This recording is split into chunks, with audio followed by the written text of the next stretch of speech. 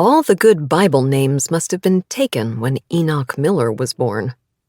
"Can't we do Daniel?" his dad would have said. And his mom would have been like, "Daniel? So that people think we only go to church on Easter? We may as well name him Matthew or James. Next you'll suggest Thomas." "My name is Thomas, sweetheart." "Your mother was Episcopalian. I rest my case." "What about Jacob?" "This congregation already has 3 Jacobs."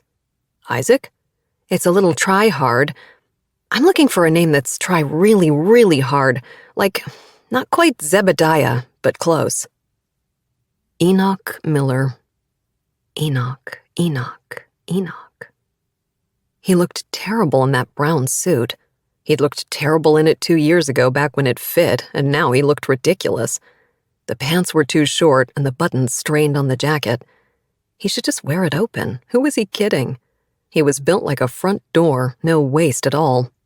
Imagine a rectangle with legs crammed into a brown suit.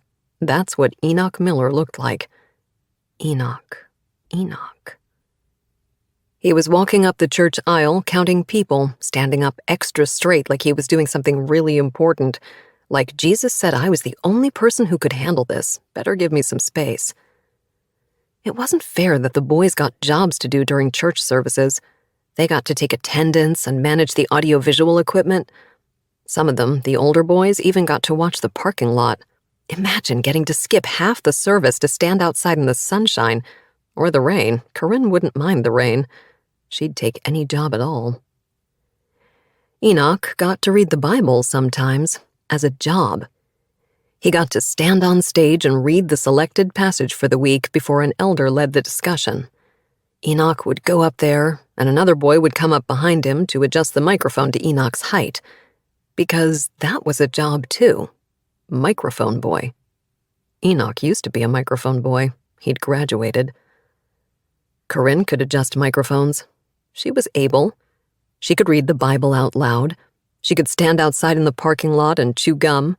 She could walk up and down the aisles very slowly with a pencil and a notepad, mouthing the head count to herself.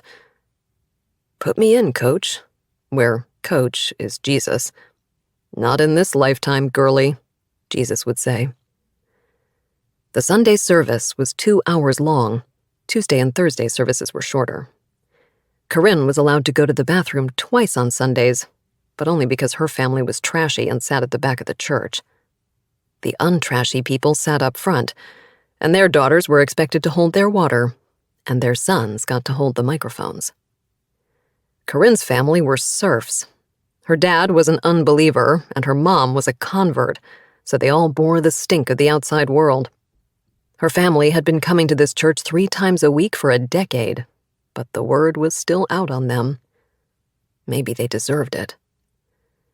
Because even though Corinne never broke any spoken rules, she sort of hummed over lots of unspoken ones. And her mom let her. Her mom was soft. She let the younger kids run wild too. That's why they all sat in the back row, because Corinne's brothers wouldn't stay in their seats, and they drew pictures instead of taking notes. The whole family was kind of embarrassing. So who cared, really, if Corinne went to the bathroom twice in 2 hours, and if she always went to the bathroom downstairs, even though she knew you weren't supposed to be downstairs without a reason?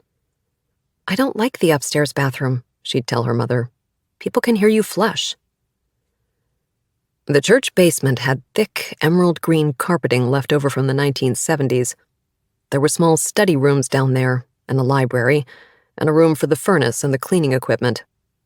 If you used the downstairs bathroom, you could sit in the stall as long as you wanted.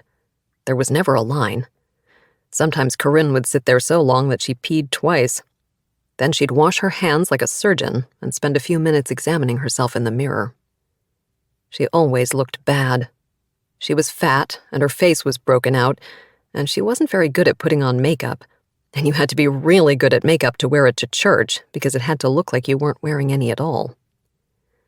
She wore long skirts with elastic waists and solid-colored crew-neck sweaters. The girls upstairs in the front rows wore dresses.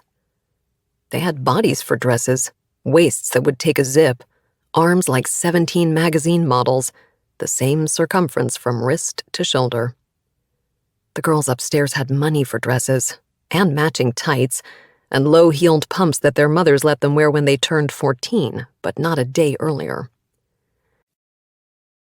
Thank you for listening to this clip, provided to you by Macmillan Audio. To hear more, look for this title wherever audiobooks are sold.